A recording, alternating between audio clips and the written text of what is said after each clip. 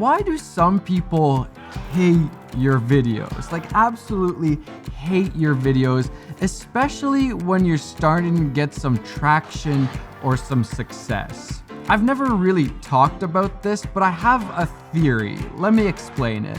And then let me leave you with probably the most important advice I could give to you as a filmmaker. And I know some of you guys are already like, I thought you said you were quitting. I am, don't worry, I'm getting there. I got sick for like 2 weeks, so things are just a little bit delayed. Don't worry, I'll get there soon. When you start off as a filmmaker and you start making things, I think people around you automatically start to see that you're doing something different. You're not doing the normal like teacher, doctor, office job. You're doing something different. And the automatic reaction is for people to be like, what are you doing? Get back over here. Stop that right now. And a lot of times that comes in the form of hate. Side note, me quitting YouTube, I don't think I've ever gotten such strong reactions and like basically hate from people for quitting YouTube. And maybe that's just because it's so not what I'm supposed to do that it bothers people so much. Not you, of course. And as you start making more stuff and refining your style, you find that there's even more hate, even stronger reactions to you.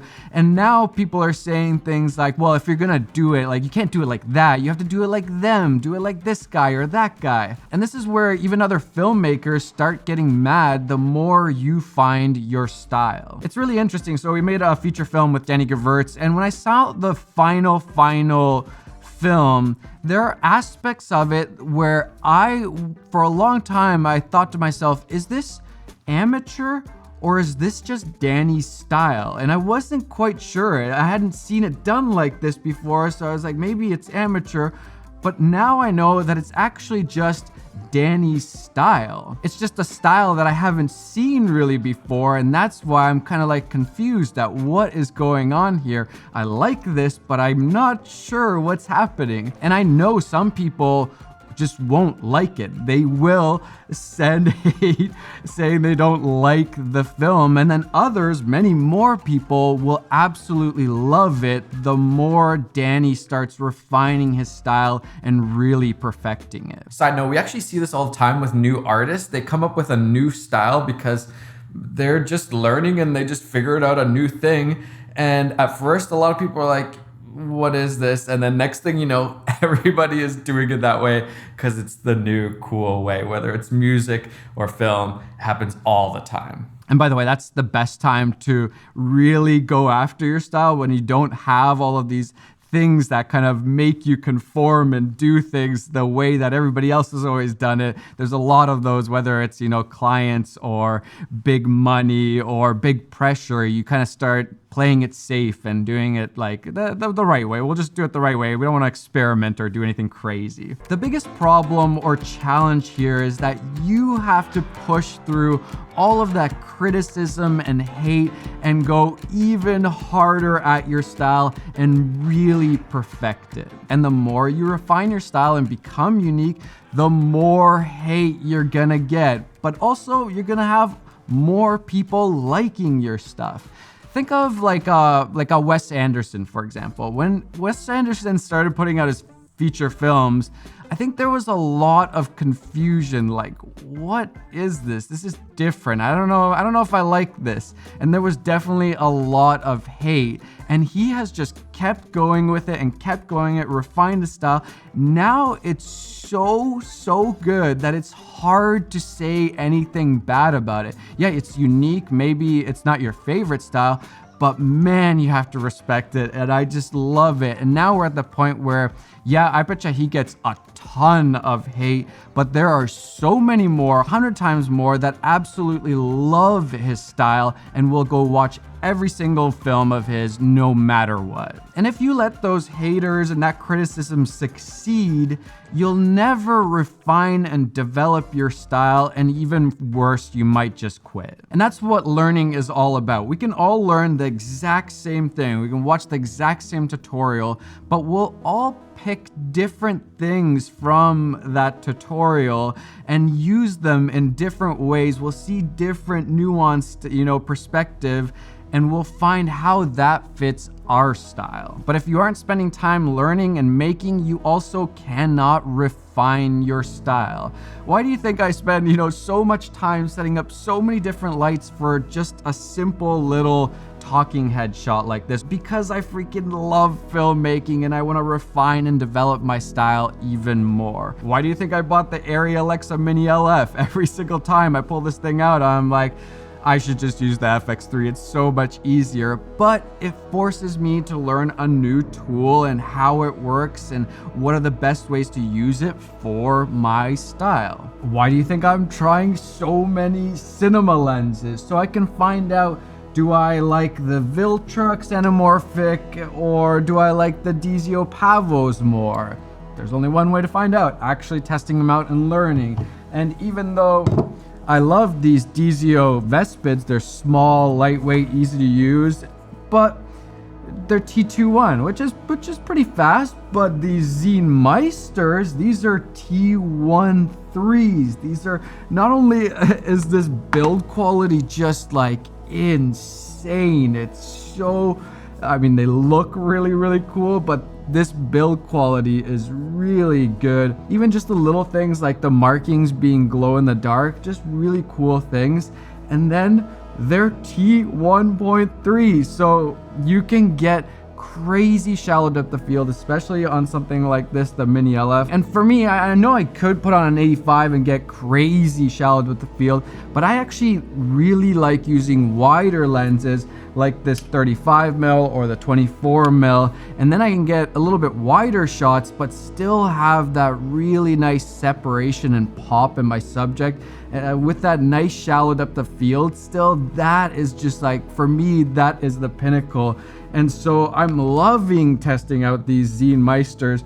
Even the 14mm, it's not a T1.3, it's a T2.6. This 14mm is so sick. Right away when you pick this thing up, you're like, this is something special. I don't know, I just love these wide lenses. So it's not just even about testing different lenses, it's also figuring out what focal lengths really fit your style. And I love the wider focal lengths. That's just I don't know, I just like the way it looks. So I'm comparing the Zehnmeisters to the other lenses that I have available, and I'm seeing what lenses do I like the best, and then from there choosing kind of like my hero lenses that I would use most of the time if I was filming a project. Now, I know different projects need different things, but still, you always kind of want to bring your style. And for me, I'm going to skip the 85 most of the time, and I'm going to stick to the wider range of lenses. Or these are iron glass. So these are actually essentially vintage glass made modern and easy to use. And I think the interesting or most hero one of these is your Helios 442 made modern. This just looks and feels like a modern cinema lens, except it's the lens that we all know and love, the Helios 442 58mm with that crazy swirly bokeh. And now you can just use it on set in a really easy and actually doable way. Whereas, having a little Helios 442, this is a little harder to work with on a legit set. This, you get all the look and way more functionality. And I don't even know, there's a 135, an 85mm, also a Helios, which I've never used before. There's the Helios 442 58mm, there's a 37mm, 28mm, and 20. I don't even know what these vintage lenses are. I've never used these. 37mm, a Mur 1V Mark II. Some of you are probably laughing at me. I don't know anything about these, but it's time to learn. And so I'm trying out these iron glass because I love this lens. And when I heard iron glass does this, I was like, oh, I gotta try this out. Again, to learn and figure out, okay, how does this stuff work? Do I like it? How does it fit for me? What are the lenses here that I absolutely love and have to use on my next projects? Well done, Sam Yang, on the Zehnmeisters and iron glass. Please keep doing this. This is such a cool idea. I love the idea of making vintage modern, getting that cool look, but just making it easier to use. This is so good.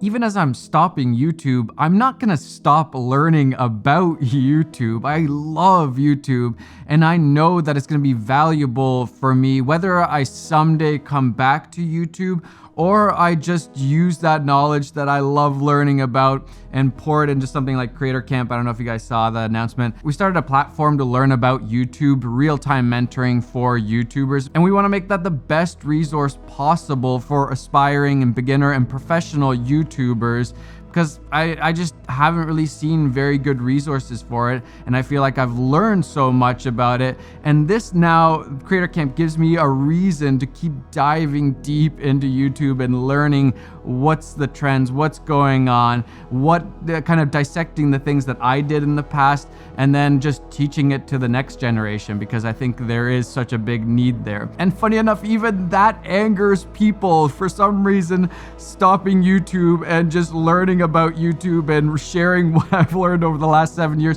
Somehow that's also wrong. There's never, like, you can never do the right thing for everybody. Somebody's always gonna be like, you can't do that, you can't do that, stop that. It's just a proof of what I'm talking about. The more you dive into the things that you want to do, that you like, in your style, there's just gonna be more and more people that are gonna hate on you. And the best way to deal with that is to just completely ignore it. Of course, it sometimes bothers your mood a little bit, but if I see it, I try to forget about it. I know it has nothing to do with me. It much more likely has something to do with their own lives and what they're going through than what I'm doing. When we think about the greats in filmmaking, whether it's Christopher Nolan or Fincher or Catherine Bigelow or Tarantino, Chivo, Deakins, Jordan Peele, Wes Anderson, Scorsese, Greta Gerwig, you start watching a random movie, and with those people, you can tell, like, oh, this is a Tarantino film, isn't? Even if you have no idea who made the film, you can see their style in it. They have gone so hard and learned so much and developed and refined their style so much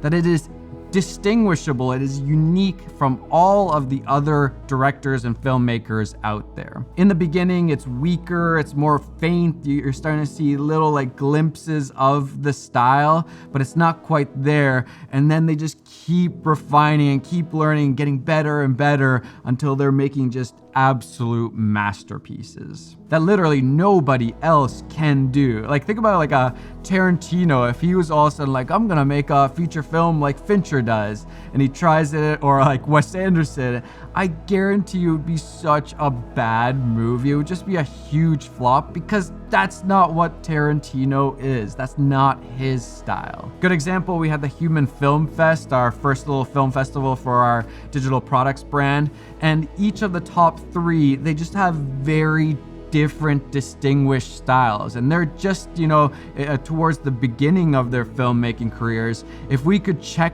back 10 years later, it would be so interesting to see how their styles have developed. By the way, congrats to the winners. Third place went to Chris Sherrard, incredible little, really emotional film. Second place went to Alex Philpott, a really cool little documentary. I love documentaries. I'm such a sucker for documentaries. And then first place was Drew Shetler. This was like, it was so obvious that this was the winner. This was really cool, very distinct style, and just like a fun storyline. Highly recommend going to check out these guys. So I think the question is, what is style? And literally, it's just what you like, what you find is good or appealing to you, how you like to direct something, how you like to light something. It's all of the nuanced little decisions that make your unique style. When do you like to use a gimbal or a tripod? Do you like your color grade to be more bright and punchy, or do you like it to be dark and moody? Do you add comedy into your dramas? Do you like everything to be center framed? Which actors do you love? How do you like to pace your films? What kind of transitions do you like to use? Do you like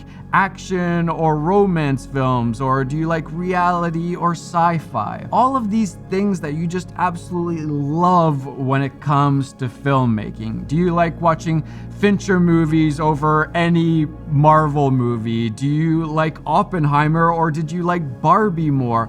All of these things are part of your unique style. And as I'm wrapping up my channel, I'm getting to it, for a long time, maybe forever, let's see, the most important advice I can give to you as a filmmaker is to cultivate that style, to really refine it, go hard into it, no matter what the haters or critics or anybody else is saying. Really dig deep, learn everything you can, and use those things to refine and develop your unique style. That is how you become incredibly successful as a filmmaker. I literally cannot give you any better piece of advice than that. Learn, make, repeat, sign up there, and refine your style with each thing you learn and with each thing that you make. That's the best advice I can give to you. Do whatever it takes every single day to learn, make, repeat, and refine your style. I honestly can't wait to see what you guys make, and as you guys all get better and better, it's just gonna lead to so many cool, unique, distinct styles. And I'm hoping to do the same too. That's part of what this whole quitting YouTube is about. I need to get better as a filmmaker, and I need to dedicate time to just learning and making totally different kinds of things. So that's what I'm gonna do. All right, I'll see you guys later. Bye.